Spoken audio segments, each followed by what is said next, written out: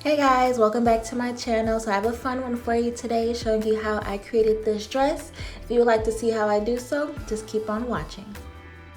Okay, so you see that I have my fabric on a fold. I am using a dress that fits me fairly well as a guide to get my pattern cut out. So you see that I'm taking my dress and I'm placing it on a fold also. And I'm just going to simply cut around that dress.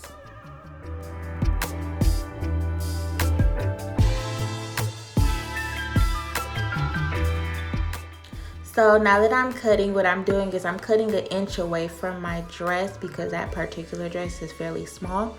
And I just simply tucked away my straps because I decided last minute I wanted to do a strapless dress. So that's why I did that. And then I'm just going to cut all the way around the dress, and I'm going to do this 2 times.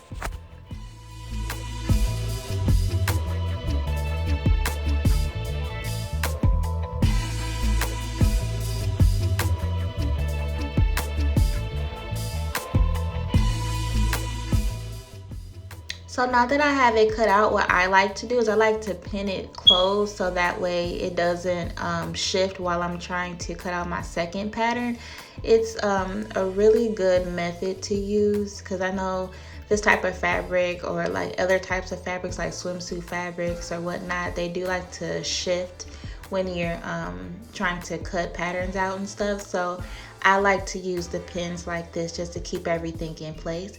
And then I'm just going to cut out this exact same pattern again. So you saw me place it on a fold again, and I'm going to recut that same pattern.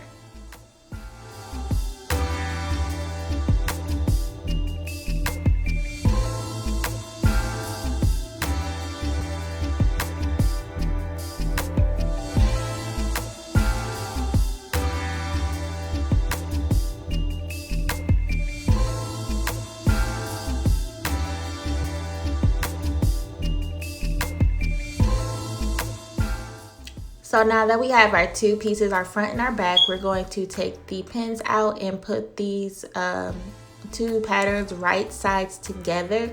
I know this particular fabric is pretty much the same on both sides, but if you happen to be using a certain fabric where the fabric is different on one side, make sure it's right sides together. You don't want your dress looking off. So now it's time to sew. I am using my serger. Normally when you're making a dress, you want to make sure that your thread matches the dress, but since I'm making this for myself, I honestly didn't really care and I didn't feel like rethreading my serger. If you do not have a serger, that is totally fine. Use your sewing machine and do a straight stitch, or you can do a zigzag stitch. You will get the same exact outcome. So if you haven't noticed by now, we are simply just sewing those 2 sides closed that we already pinned earlier. And we're going to sew it all the way down. And when you do, once you're finished with that, what I like to do is try the dress on to see how it's fitting and how it's looking before I do anything else.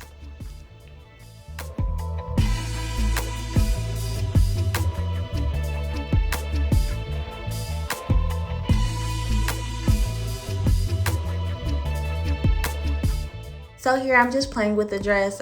For a second I decided to add a strap, but I was like, no, I'm gonna just keep it simple for you guys this video, and I'm gonna just go ahead and add my elastic. Now the elastic method is the same exact method that I used in my dress to crop top video.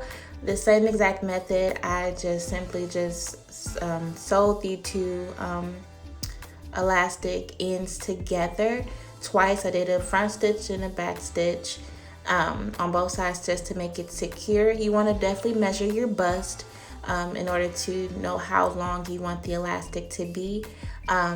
Disclaimer, I thought that I was recording how to add the elastic, but again, it's the same exact method that I used in my dress to crop top video. I'm putting that elastic inside of that dress and I am sewing it all around and I'm folding it under. Now right here, just to make sure that it doesn't flip up the elastic, I am going to sew along the seam on each side of the dress to make it extra secure, and that way you don't have to worry about the elastic flipping upwards. It would stay face down. And then lastly, what you would do after this step is hem the bottom of the dress, and you will have this. Super easy, super simple, very quick. I hope you guys like this video. Don't forget to like, comment, share, and subscribe, and I will see you in the next one. Bye.